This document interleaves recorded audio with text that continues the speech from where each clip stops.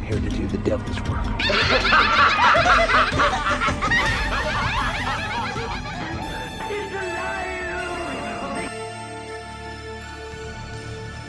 What is up, everybody? It is that time of year again where the leaves change color, it's getting colder, it's hoodie weather, and Chucky is out of his box and free to roam for the rest of the month, and I am not responsible for anything that happens because of that. But that means that it's also time to do some Halloween-themed content on the channel, and you may be saying, how is that different from any other time of the year on the channel? And you're right, it's not. Except now, it's a little bit more festive and a little bit more decorated. So, I figured I would give a few top 10 lists this week, talking about different types of horror films. Last year, I did my top 10 of each decade, starting with the 1970s. But this year, I'm going to tackle different subgenres of horror instead. And we're going to start off with vampire movies. This is going to be my personal favorite top 10 vampire movies. Obviously, disclaimer, this is my personal ranking. This is not meant to be an objective list or what I think is the best made film. These are just my top 10 favorite vampire movies. So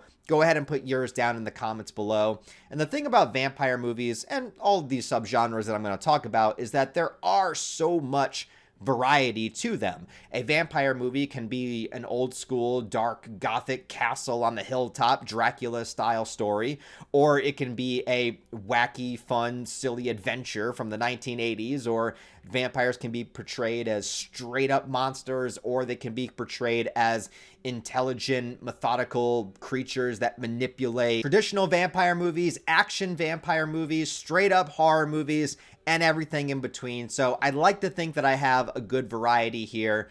And so without any further ado, let's talk about my top 10 favorite vampire films. Some quick honorable mentions, though, are the original Nosferatu, the 1922 silent film. I think if you are going to go back and watch horror movies from the silent era, I think this is an absolute necessity. It set the bar, it set the template. It was really the first Dracula story that was adapted. Also, for honorable mentions, I have to put a Christopher Lee Dracula movie, so we'll just go with Horror of Dracula, but essentially any of the Hammer Dracula films with Christopher Lee.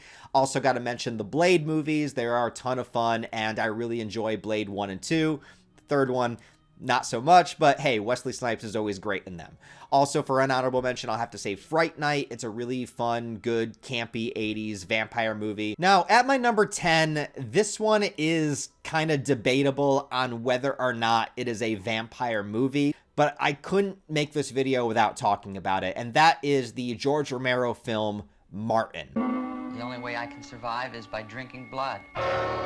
And the reason I say that this is debatable whether or not it's a vampire movie is because this is a film about a serial killer, essentially, that fully believes and is committed to the idea that he is a vampire. He is stalking women, he is taking blood from them, and he has basically been conditioned into believing that he is a real-life vampire. He has dreams about his history and visions about things that happened to him in the past, and did it actually happen to him in the past? It seems to point that it didn't. There is enough of an inkling here to kind of make you think that he's onto something, but then also you just see how he was raised and conditioned, and he's kind of just bought into this idea that he is a vampire. But the whole film is centered around the idea of vampires. There is so much vampire mythology here. There is the taking of blood. There is the stake through the heart. And I think that even though Martin is not supernaturally a vampire, and maybe, you know, vampires don't actually exist in this universe, I think that this entire film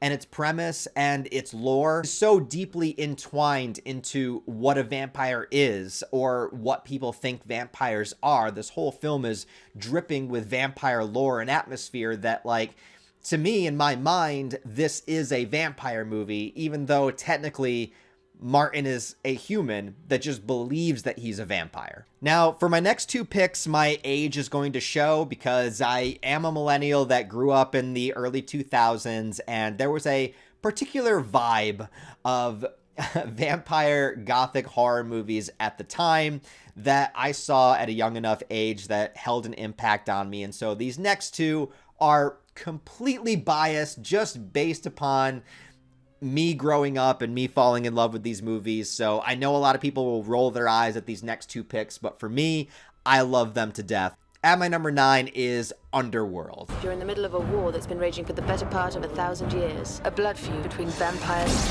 and lichen.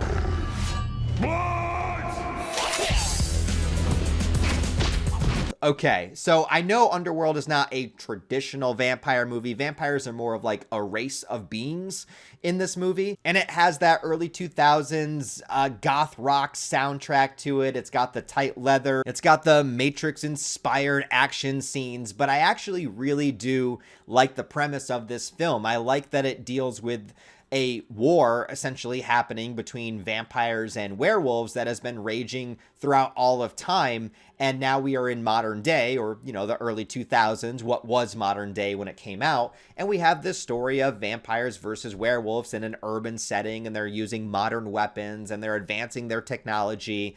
But I really enjoy this film. I think it's a lot of fun. I do like the action sequences. I mean, obviously we have Kate Beckinsale just being an absolute bombshell throughout this entire franchise. But like, beyond just that, there is something about the atmosphere of this movie that I just really, really enjoy. I love that early 2000s style and setting. I love the soundtrack to this movie. And it does create a lot of its own mythology and backstory that is, of course, elaborated on further in the sequels and the prequel movie and everything. But this movie really does hold a special place in my heart. And regardless of how good the quality of the film actually is, I will always love and enjoy the original Underworld, and the second one I like a lot too. After that, I think they go downhill, but Underworld 1 and 2, hey, they still work for me. The same thing with my number 8 spot, and this one I will admit is objectively not a good movie.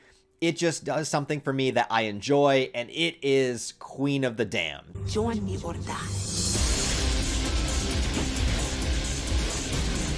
Yes, I know, Interview with a Vampire is probably the better pick, I understand, but again, you got the style, you got the aesthetic, you got the early 2000s soundtrack, you got Korn, you got Disturbed, you got, I think, Linkin Park on the soundtrack, you have Deftones, Change, and Aaliyah is just this alluring figure.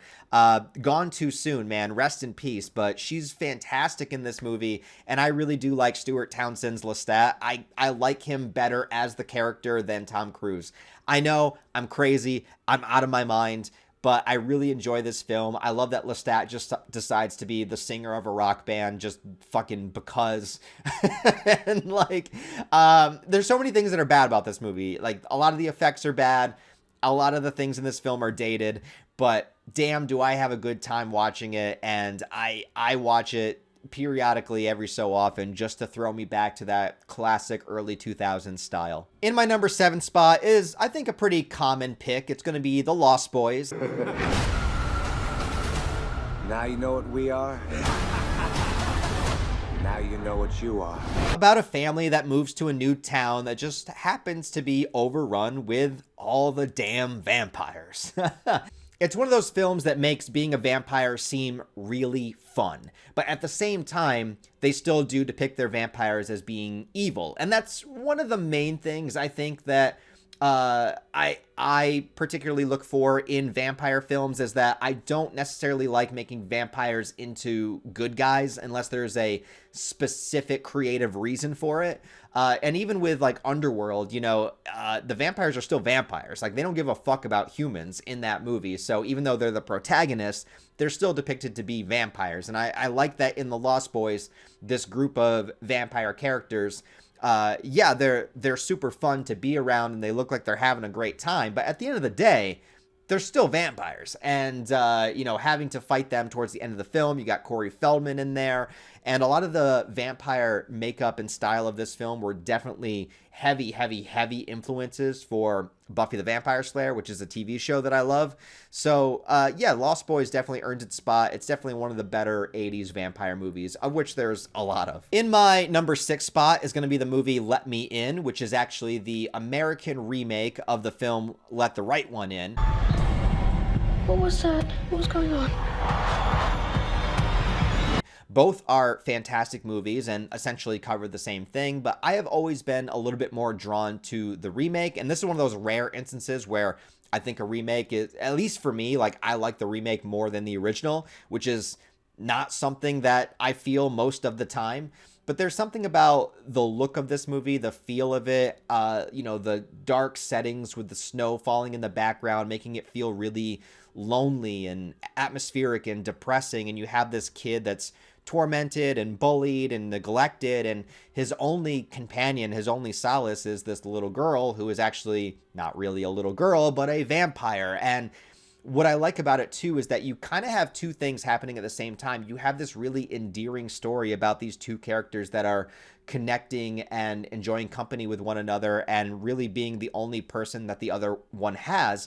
But then there's also the aspect of how much of this is actually just a thing that the vampire girl does periodically, because we see her one caretaker who's like an older man now, and he's screwing up, and he's not necessarily as competent as he once was. So is she just cycling through, finding a lonely boy, having them grow a connection together, and then she uses him for his lifespan until he's no longer useful, and then she finds a new younger counterpart. And it's but at the same time, she is being this protector. Like, she saves his life literally at the end of the movie, and it's like you feel conflicted about it. You feel conflicted about their relationship, because on the one hand, she's all he has, but on the other, it's like, is he doomed to the same fate as the other character was? In my number 5 spot, I'm going to put an anime film called Vampire Hunter D: Bloodlust.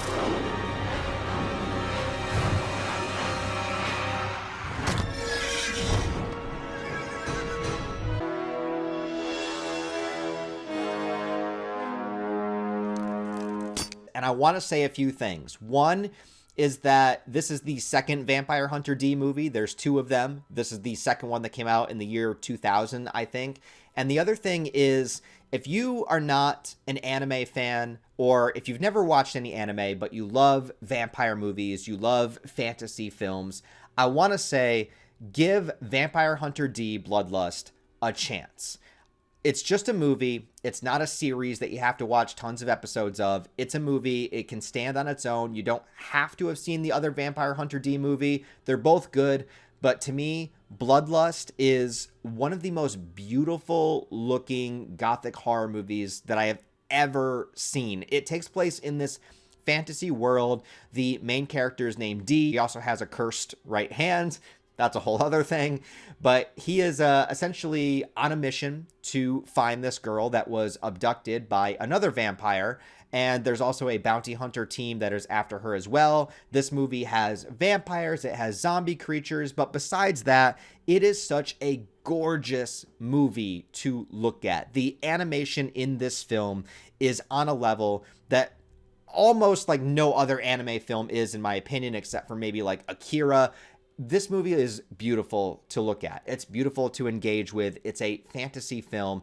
And I think that if you love vampire movies, if you love vampire media, and you're willing to give anime a chance, I would say Vampire Hunter D: Bloodlust is a must-watch for any vampire fan. Now, in my number 4 spot, I am going to put From Dusk Till Dawn. We got a bunch of fucking vampires out there trying to get in here and suck our fucking blood. It's just been one of my all-time favorites for so many years. It's a movie that is probably best to go into blind, and if you're hearing about it on this list, it's already too late, because now you already know that it's a vampire movie, because the first half of the film is not a vampire movie.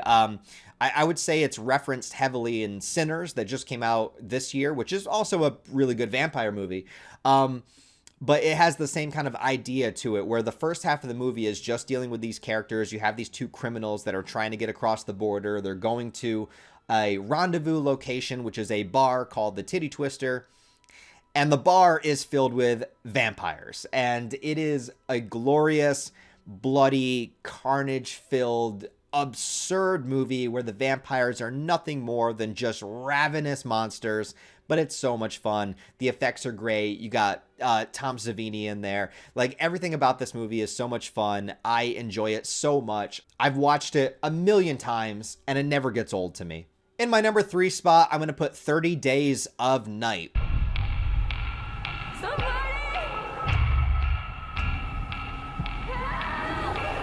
What a great horror movie starring Josh Hartnett, man, one of the Scream Kings. This is about a small town in Alaska that, because of their place in the world, there are times where they experience 30 days of darkness without any sunlight at all. And what a fantastic place for a group of vampires to go. The vampires in this movie are scary, they're intense, they're intimidating. They are also very intelligent while also being incredibly monstrous. There's tons of great gore in this movie, and just the bleak setting of being in this snowy town that is dark and knowing that there's going to be nothing to come save them for the next 30 days. So they have to fight back. They literally have no choice. And trying to figure out what is going on, what these creatures are. The lead vampire character, I can't think of the actor's name, but he does a great job here. And yeah, just a fantastic, intense, good, scary vampire movie all around. Then in my number 2 spot, I don't think this is recency bias because it's been a year now and I've watched this movie a bunch of times. It is going to be Robert Eggers' Nosferatu remake. There is a devil in this world, and I have met him.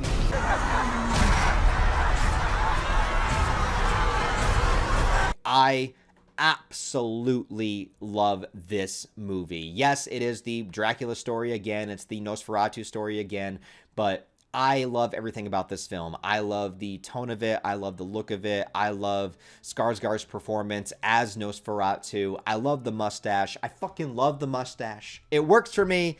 You know, when I first saw it, I was like, I don't know.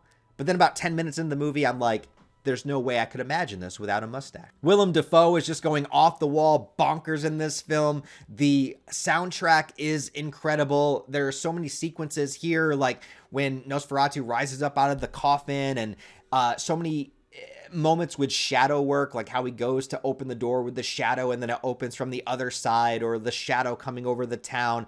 And I love the portrayal of Count Orlok in this movie, where it's like he's not just a physical threat, but he brings darkness and evil with him. He brings plague with him. One thing I hate is how much other movies tend to downplay the power of vampires, because it's not just their physical strength of them attacking and biting you. It's this presence of like, Orlok is so powerful that he brings all of this darkness with him. Like, he makes people go fucking insane. He's giving these visions and nightmares to Lily Rose Depp's character. He's bringing rats with him. You know, it's like, you just being around him, like when Nicholas Hoult gets to the castle, like just being around Orlok disorients you. You know, one moment he's sitting on this side of the table, and then the next moment he's right behind you pouring wine. It's like his presence, his darkness, his aura, his thrall, whatever you want to call it, just being around him seeps you in this presence of evil and darkness. And I love the way that that is portrayed. And I'd say it's probably portrayed best in this movie than I've seen in almost any other vampire movie. I love this film so much. It's got to be up here near the top. But finally, at my number 1, you know, I got to go classic. I got to go old school.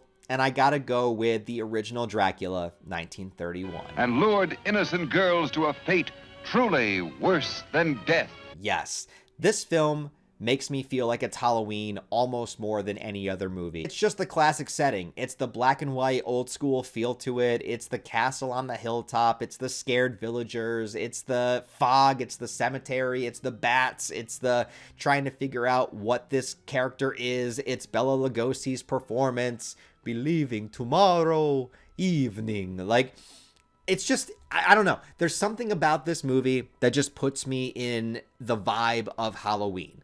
Whenever October rolls around, I somehow find myself watching the original 1931 Dracula, and it just puts me into the right state of mind. It's a comfort movie. I don't know, man. I don't know.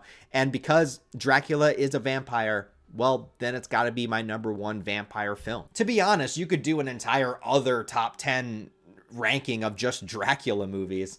But if I'm just doing vampire movies, you know, I really do think that I have to put Bela Lugosi Dracula at number 1. And really, it's just the feeling the movie gives me. It's the mood. I'm not saying that it's better made.